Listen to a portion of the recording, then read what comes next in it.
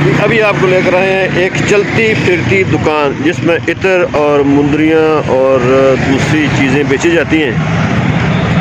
जी बताएं कि आपकी दुकान का नाम क्या है और ये आप कैसे चलाते हैं, कहाँ कहाँ आप घूमते फिरते हैं, आप क्या चीज़ें बेचते हैं और लोग आपसे कैसे रब्ता करें।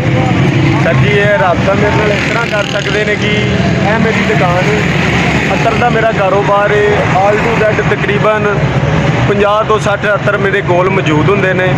उस तो इलावा मैं इनका नाम प्यार नाल शौक नाल लाल परी रखे है। लाल परी। जे किसी ने मेरे नाल रब्ता करना हो मेरा अपना नंबर दस दियो। हाँ मेरा नाम मोहम्मद फरियाद है। रब्ता मेरा ये है कि 0308 40 70 569 है मेरा फोन नंबर। किसी भी दोस्त भरा ने मेरे नाल रब्ता करना। ये मतलब चलती फिरती दुकान हैगी। हाँ चलती फिरती दुकान है। मैं हर एरिए च घूमना है पूरे लाहौर च। हाँ पूरे लाहौर च। इस सजावट से मैं काफ़ी ज़्यादा पैसे लगाए।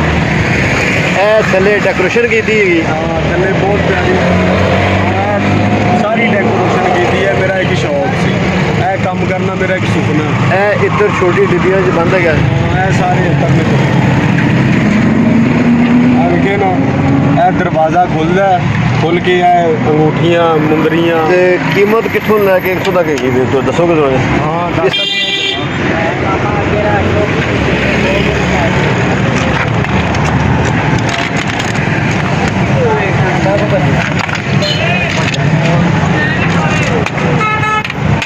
जनाब मैं अज भी अपने साध नूं बहुत खसूसी और बहुत ज़्यादा मुहब्बत और प्यार नाल मैं उहदे नाल प्यार करना।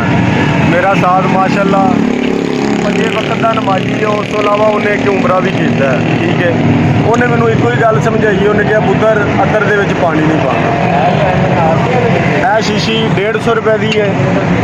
ये कोई खास ना इत्र का है या जी जी सारे खास अतर ने। अच्छा यह शीशी 300 रुपए की है।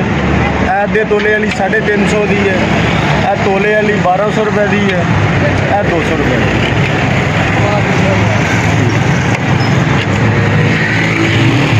जनाब शाहरुख ने साढ़े नाल मुहब्बत और प्यार किया है। अल्लाह पाक इन्होंने सेहत और तंदुरुस्ती है। चलो मेहरबानी ना सारे मैं अगे भी पहले भी कह चुका है। हाँ बिल्कुल मेरे को है। मैं अगे भी कह चुका है कि मेरे साथ का कहना है कि पुत्र झूठ नहीं मारना रिजक वाले अड्डे ते खलो के। यह थले डेकोरेशन पीस लगे ने जेडे फैंसी मुंडे अज तक खरीद लेंदे ने। यह उत्ते मेरे को पक्का समान लगा यरकून हकीक मरजान टैगर अगे आई उप्पल हाथों च पाने वाले ब्रैसकट खुले नगीने दाने फरोजे काफ़ी ज़्यादा मैं जरा ना अपना शौक रखा है।